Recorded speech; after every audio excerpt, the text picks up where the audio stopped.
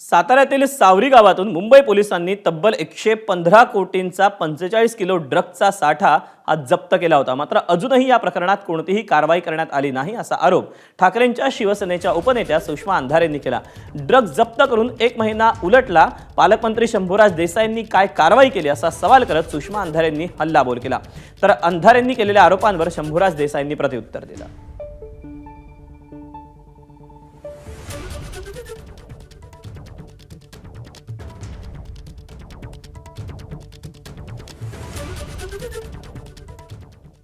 ही red शेडवर पडलीच नाही, ही red रिसॉर्टवर पडली। ओंकार डिगेला अटक कधी होणार आहे?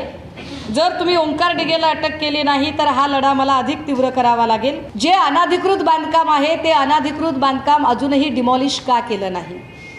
आणि या बांधकामाच्या परवानग्या ज्या ज्या लोकांनी दिल्या होत्या त्यांच्याबद्दल पालकमंत्री म्हणून शंभूराज देसाई यांनी नेमकी काय कारवाई केलेली आहे याची स्पष्टता शंभूराज देसाई यांनी दिली पाहिजे। एबीपी माझा, उघडा डोळे बघा नीट।